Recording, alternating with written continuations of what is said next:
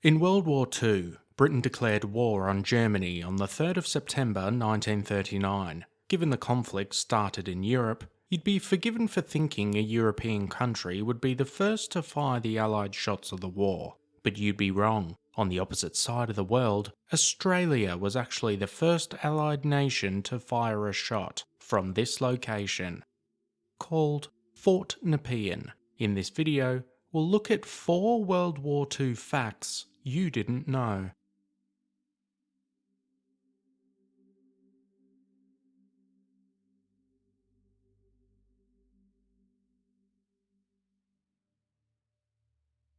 Germany invaded Poland on the 1st of September 1939. This is considered by many as the start of the Second World War.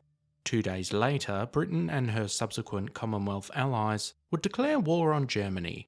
So this takes us to 1:30 AM on the 4th of September on a quiet peninsula along Australia's southeast coast. A ship approached the heads to Port Phillip Bay near Fort Nepean.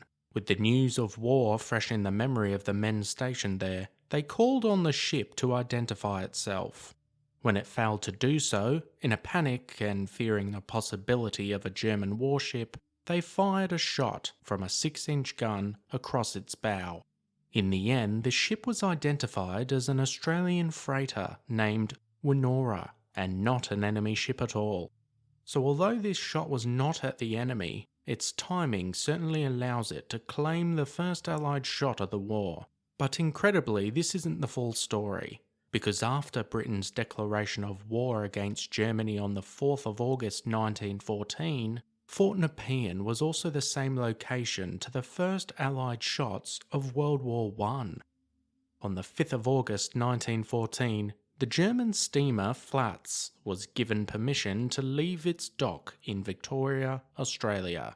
As it pulled out past Fort Nepean, word had reached the Australians of the war declaration. The German vessel was ordered back into port, and when she failed to acknowledge this, Fort Nepean opened up with a shot that landed close enough for water to splash up on the bridge. The Germans realised they couldn't escape and turned around and re-entered the port. All German sailors would subsequently spend the entirety of the war as POWs. The ship was converted for Australian use and renamed Burara.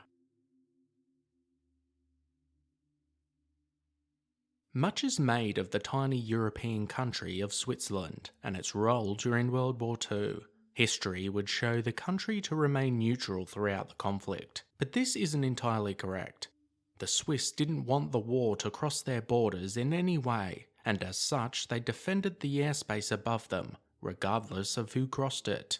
During the Battle of France in 1940, numerous German aircraft violated Swiss airspace, and at least 11 Luftwaffe aircraft are reported as being shot down by Swiss aircraft who intercepted them. Interestingly, the aircraft used by the Swiss were actually German Bf 109 fighters. The Germans were furious with this and threatened sanctions, so after this, the Swiss would intercept aircraft and force them to land rather than shooting them down, although their anti-aircraft guns were still put to use. The Swiss would also have various skirmishes with Italian forces on their shared border, but it wasn't just the Axis that suffered at the hands of the Swiss. Allied aircraft were also attacked throughout the war, with British aircraft being downed as early as 1943, both by Swiss fighters and anti-aircraft guns. But perhaps the largest issue for Switzerland would be a bombing run by United States B-24s on the 1st of April 1944. During this mission, a Swiss town was misidentified as a German town and subsequently bombed with 60 tons of explosives. Some 40 Swiss civilians were killed and 270 injured. Some believe this was a catalyst for incidents involving Swiss and US aircraft until the end of the war. During this time, P-51 Mustangs would be shot down. In the end, the US agreed to pay Switzerland about $14 million in compensation.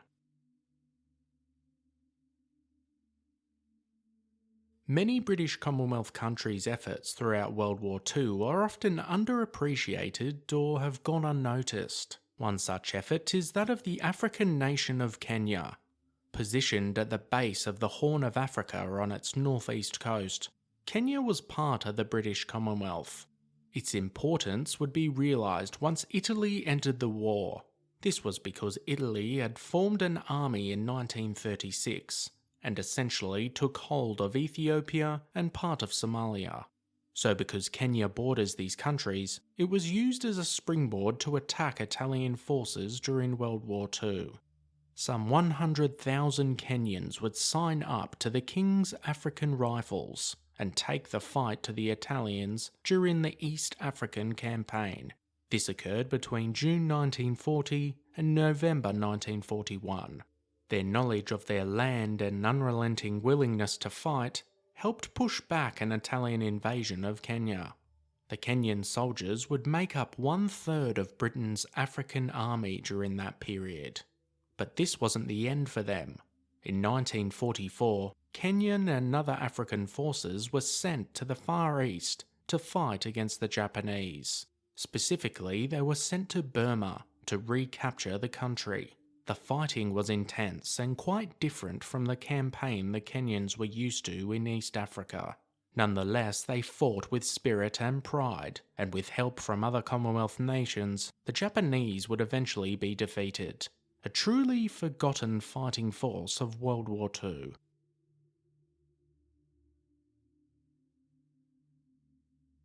Navies would play a key role throughout World War II, with the Battle of the Atlantic spanning the entirety of the war. Mostly the navies of Britain, Germany, Japan and the United States are thought of when it comes to huge battles and sheer number of vessels. However, Canada played a much bigger role than you would think. At the outbreak of war, Canada only had 6 ocean-going warships, with a navy of 3,500 men. The initial role of the Royal Canadian Navy was to escort convoys and Allied warships across the Atlantic. But as the war grew longer, the Canadian Navy grew larger. It participated in thousands of runs back and forth across the Atlantic, as well as assisting British ships in the North Sea and in and around the Mediterranean. Hundreds of Canadian ships would be added to the fleet as the war continued, and Germany was not blind to this. It would send its U-boats off the coast of North America to specifically target Canadian ports and shipping. But the Canadians would strike back, sinking some 31 enemy submarines throughout the war. The Navy would also participate in the largest amphibious invasion in history, that being the invasion of Normandy on D-Day, 6th of June 1944. But as Germany was beginning to weaken, the battle in the Atlantic continued, and the Royal Canadian Navy would see some of its biggest losses of the war in 1945.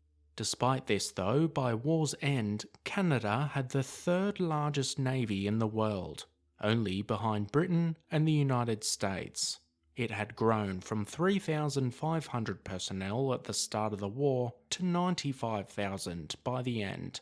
This included 6,000 in the Women's Royal Canadian Naval Service. It would have over 400 ships, including 270 ocean-going escort warships. Certainly a statistic lost in the history books. Which World War II fact did you not know about? Which fact did you find to be the most surprising? Let us know your thoughts in the comment section down below. As always guys, thanks for watching. Be sure to hit that subscribe button if you want to expand your knowledge and join the growing Premier History community.